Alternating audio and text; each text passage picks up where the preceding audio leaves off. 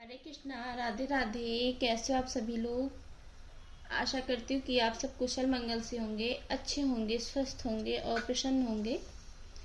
तो आज मैं आपको एक प्रसंग सुनाने जा रही हूँ ठाकुर जी का, कि ठाकुर जी के बारे में, ये उनके एक भक्त के बारे में है। सच्ची घटना है ये, कि आपको जब भी देते हैं और ठाकुर जो भी करते हैं अच्छा ही करते हैं हमारे लड्डू गोपाल जी। तो बहुत समय पहले की बात है, एक नगर था तो वहाँ पे एक सेठ जी रहते थे। सेठ और उनकी वाइफ जो थी सेठानी जी, वो दोनों रहते थे वहाँ पे उस नगर में। और उनका एक माली काम करता था। तो सेठ को भगवान में बहुत ज़्यादा स्नेह था, लड्डू गोपाल जी में। तो एक दिन जब वो मार्केट गए तो वहाँ से लड्डू गोपाल जी को ले आए कि उनको अपने घर पे रखेंगे, नहलाएंगे, धुलाएंगे, पूजा करेंगे, उनकी बहुत ही प्यार करेंगे उनको, लड्डू गोपाल जी को। तो उनको ले आए। फिर जब सेठ जी लड्डू गोपाल जी को ले आए तो अपनी वाइफ को दिया कि ये लो लड्डू गोपाल जी हैं, आज से हम लोग इनकी पूजा आराधना करेंगे और इनको रखेंगे अपने घर पे। इनको श्रृंगार कराना है, भोग लगाना है और रोज नए वस्त्र पहनाने हैं, इनसे बातें करनी है। इनसे अगर तुम बातें करोगी तो ये भी तुम्हारी बातों का जवाब देंगे, तुम्हारी बातों का सुनेंगे।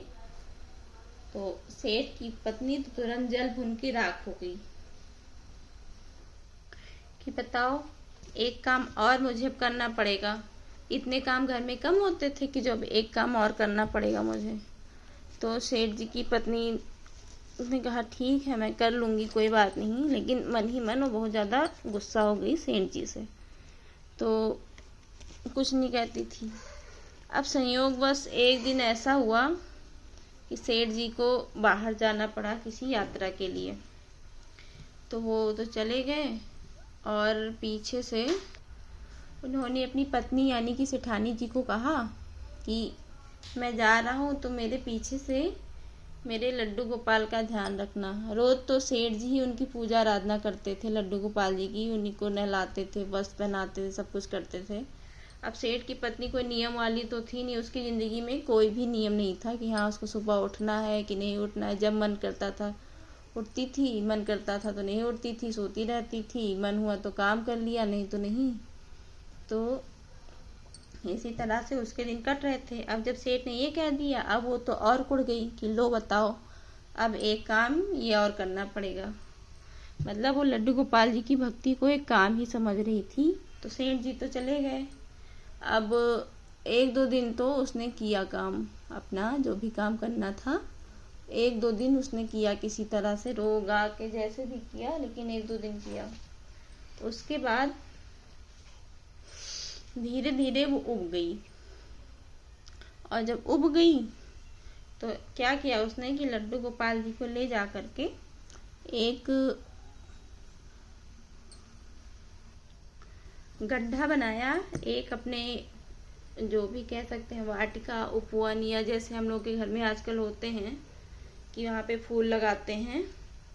तो अपनी वाटिका में उसने एक गड्ढा बनाया और लड्डू गोपाल जी को उसी में दबा दिया कि तुम अब यहीं रहो, ना रहोगे तुम, ना होगी तुम्हारी पूजा। मतलब ना रहेगा बांस, ना बजेगी, तो ना रहेगा बांस और ना बजेगी बांसुरी। तो वो तो लड्डू गोपाल जी को दबा दिया उसने मिट्टी में, अपने जो गार्डन था उनका, उपवन, वाटिका, उसमें उन्होंने लड्डू गोपाल जी को दबा दिया मिट्टी में। एक बड़ा सा गड्ढा खोदा, उसमें दबा दिया। अब उनको तो छुट्टी मिल गया, बेचारे लड्डू गोपाल जी मिट्टी में पड़े रह गए दब के। तो कुछ दिन बाद जब वो आए सेठ जी वापस अपनी यात्रा से, तो उन्होंने कहा, आते ही सबसे पहले उन्होंने कहा मेरे लड्डू गोपाल जी की सेवा अच्छे से तो करती हो ना। तो सेठानी इतनी बड़ी झूठी थी, उसने कहा हाँ मैं करती हूँ, उनकी पूजा रोज करती हूँ। तो लेकिन फिर जब आजकल, तब तक वो सेठ जल्दी से मंदिर में भाग के गए कि कहाँ है मेरे लड्डू गोपाल जी, और उनको वहाँ लड्डू गोपाल जी दिखे नहीं। तो उन्होंने कहा कि मेरे लड्डू गोपाल जी तो नहीं है यहाँ पे, कहाँ गए? मैंने कहा मैं रोज़ इनकी पूजा करती थी, लेकिन लगता है उनको मेरी पूजा कुछ पसंद नहीं आई, इसीलिए वो कहीं चले गए हैं। अब सेठ जी को तो बेचारी को शौक लग गया, सदमा लग गया उनको कि ऐसा कैसे हो गया, वो कहाँ चले गए, कैसे में लड्डू गोपाल जी कैसे रहेंगे, क्या होगा, मेरी भक्ति क्यों नहीं पसंद आई उनको, क्या मैं सही से भक्ति नहीं कर पाता था। ऐसे ही से सब चीज़ें विचार करने लगे सेठ जी कि क्या हो गया आखिर मेरे भगवान को कि जो मुझे छोड़ करके ऐसे चले गए। तो दिन बीतने लगे, सेठ जी बहुत दुखी रहने लगे, उदास रहने लगे। उसके बाद एक दिन उनका माली काम कर रहा था उनके बगीचे में।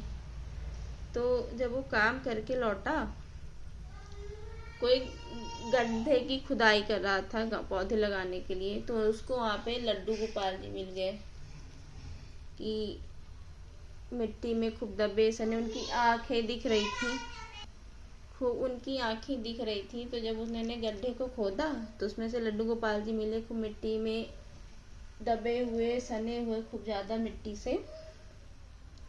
फिर वो भागता हुआ गया सेठानी के पास। सेठ जी उस समय घर पे नहीं थे, तो सेठानी के पास गया, बोला कि ये मुझे आज लड्डू गोपाल जी मिले हैं, भगवान मिले हैं आपके बगीचे में, ये बताइए, पता नहीं किसने, सेठ जी इतने दिन से ढूंढ रहे थे, मुझे लगता है शायद ये वही वाले हैं।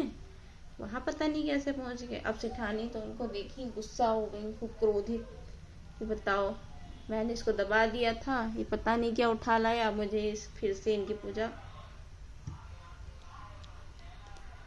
करनी पड़ेगी। तो वो तो गुस्से के मारे आग बबूला हो गई सेठानी। तो जब वो गुस्सा हो गई, उन्होंने कहा कि तुम भी जाओ, आज से तुम्हारी नौकरी खत्म। मैंने तुमको यहाँ जिस काम के लिए कहो तुम वो काम नहीं करते हो, दूसरा ही काम करते हो, और जिस काम के लिए तुमको रखा गया है वो काम तुम कभी नहीं करते। तो तुम यहाँ से जाओ, आज से तुम्हारी नौकरी खत्म, और जा रहे हो तो ये अपने लड्डू गोपाल जी को भी उठाते ले जाओ, यहाँ पे मुझे इनका कोई काम नहीं है, लेके जाओ तुम इनको। अब वो माली बेचारा दुखी हो गया कि बताओ, मेरी तो कोई गलती भी नहीं थी, और ये ऐसा क्यों कर दी कि लड्डू गोपाल जी को छोड़ दी और मुझे भी नौकरी से निकाल दी इन्होंने। तो वो चला गया वहाँ से और अपने घर गया, अपनी वाइफ को बोला, जो उसकी पत्नी थी, कि ये जो लड्डू गोपाल जी हैं मुझे आज मिले हैं बगीचे में मालिक के, मेरी तो नौकरी भी चली गई, पता नहीं भगवान का आना अच्छा होता है या खराब होता है, लेकिन ये मिले हैं, मैं इनको लेके आया हूँ अपने संतान के रूप में, तो तुम इनको सेवा करो, देखो इनको, इनकी पूजा करो, इनसे बातें करो, सब कुछ करो, लेकिन मेरी तो नौकरी चली गई है, तो मैं कैसे इनका ध्यान दूंगा, इनको भोग कैसे लगाऊंगा बिना पैसों के। तो उसकी पत्नी ने कहा, जब ठाकुर आ गए हैं तो धीरे धीरे पैसे भी आ जाएंगे, तो आप इसकी चिंता मत करो, धीरे धीरे आ जाएंगे पैसे, तो बस आप इनका ध्यान करो, पूजा करो इनकी सच्चे मन से, सब कुछ हो जाएगा। तो उसकी पत्नी ने बड़े प्यार से ठाकुर जी को नहलाया, जो मिट्टी निकली थी तो उसको माली को दिया। तो माली ने कहा क्या करूँ, तो उन्होंने कहा ऐसे बगीचे में डाल दो कहीं पे भी। तो उसने डाल दिया। तो एक दिन, कुछ दिन ऐसे बीतने लगे उसके गरीबी में रहते हुए, क्योंकि उसके पास नौकरी थी नहीं, मिल भी नहीं रही थी। तो एक दिन जहाँ उसने मिट्टी फेंकी थी ठाकुर जी वाली, वहाँ पे बहुत अच्छे अच्छे फूल उगाए थे, और उसको इस बात का पता नहीं था। तो एक दिन एक व्यक्ति जा रहा था, तो उसने कहा कि ये जो भी आपके यहाँ का फूल है ये कहाँ से लिया आपने। तो उसने कहा भाई मैं माली हूँ, बहुत सारे फूल उगा रखे हैं, इन्हें भी मैंने उगाया होगा। तो उसने कहा कि भाई ये बहुत ही ज़्यादा महंगे उगने वाले फूल हैं, तुम इनको बाज़ार लेके जाओ, पता करो, तुम्हारे फूल बहुत ही अच्छे दाम पे मिलेंगे, बिकेंगे, क्योंकि ये फूल जल्दी कहीं मिलते नहीं हैं। तो वो उसकी बात मान के गया मार्केट, तो वहाँ पे जब बेचा तो उसको खूब ढेर सारे पैसे मिले फूलों के। तो जब घर पे लौट के आया तब उसको याद आया कि हाँ, तो मैंने ठाकुर जी की मिट्टी फेंकी थी और जो उनको नहलाया था, और ये फूल मैंने नहीं बोए थे। तो जब उसको ये याद आया कि ये फूल उसने नहीं बोया था, ठाकुर जी ने ही बोया था, तो ये फूल, तो भगवान का और ज़्यादा आभारी हो गया। तो वो गया सबसे पहले अपने फूलों को जो फूल थे उनके बीजों को इकट्ठा किया और दूसरी जगह पे खेती करके उन्हीं फूलों की खेती करने लगा वो। और धीरे धीरे वक्त बीतने लगा और वो बहुत ही ज़्यादा अमीर हो गया, उस शहर के बड़े बड़े रईसों में गिना जाने लगा। तो ऐसे करते करते दिन बीत रहे थे। तो एक दिन उसके घर के पास एक बुढ़िया आई और उसने भीख मांग रही थी वो। तो लोगों ने उसको तो डांट फटकार दिया कि ये भीख क्यों मांग रही हो, ऐसा क्या है। लेकिन जब वो उसके सामने गई तो माली तो उसके यहाँ काम ही करता था, तो वो उसको पहचान गया कि ये मेरी वही पुरानी मालकिन है जिन्होंने मुझे नौकरी से निकाल दिया था। तो उसने कहा कि और सेठानी जी, आपकी ये हालत कैसे हो गई, और सेठ जी कहाँ हैं। तो उसने अब चूंकि माली तो बहुत अमीर हो गया था, तो सेठानी ने उसको पहचाना नहीं कि उसको पहचाने। धीरे धीरे करके जब उसको सब माली ने सब कुछ बताया, तब उसको याद आने लगा कि हाँ, ये तो वही मेरा माली है। तब इनको जब कुछ याद आया, एक एक वर्ड, एक एक चीजें सब याद आने लगी, तो वो बताने लगी रो रो के अपनी व्यथा कि सेठ जी तो वैकुंठ को चले गए, लड्डू गोपाल जी के दुख में रोते रोते इतने बीमार हो गए थे कि लड्डू गोपाल जी के दुख में रो रो करके इतना शोक हो गया था कि वो लड्डू गोपाल जी के साथ ही चले गए वैकुंठ उनके पास। और मैं तो कुछ दिन ठीक थी, लेकिन मेरे बच्चों ने मुझे घर से निकाल दिया। तो माली ने कहा कोई बात नहीं, ये जो तुमने लड्डू गोपाल दिया था मुझे, तो फेंक दिया था, ये उन्हीं लड्डू गोपाल जी की वजह से सब कुछ मुझे मिला है।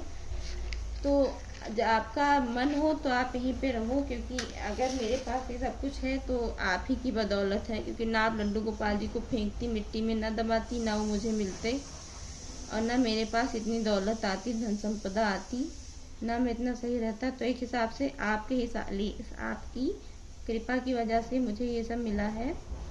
तो आप जब तक मन हो यहाँ रहो, भगवान का भजन करो और रहो, हमेशा के लिए भी रहो, या चाहे जब तक मन हो तब तक आप यहाँ रहो। तो वो वहाँ रहने लगी और सब कुछ सही हो गया उनकी लाइफ में भी, कि ठीक हो गई, भगवान की भक्ति करने लगी, भगवान में विश्वास करने लगी।